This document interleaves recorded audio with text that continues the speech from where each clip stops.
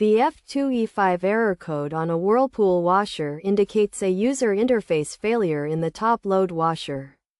This error is often caused by a faulty user interface panel or a general user interface error. To resolve this issue, a few solutions can be applied. First, rebooting the washer by unplugging it, waiting 2 minutes, and then plugging it back in can sometimes resolve the problem. If this does not work, replacing the user interface panel may be necessary.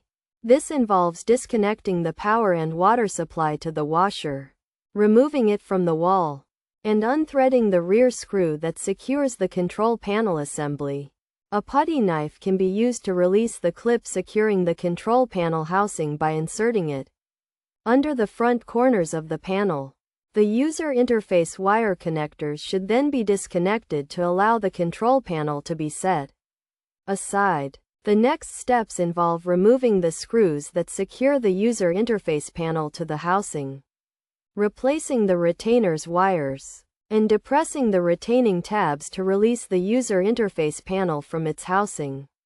Once the old panel is removed, the new user interface panel should be aligned with the housing, and its wire passed through the housing and snapped into place.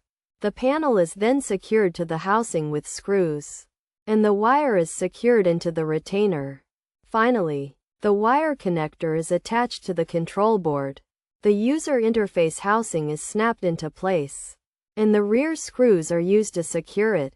After completing these steps, the washer can be plugged back in and tested to see if the error code has been resolved.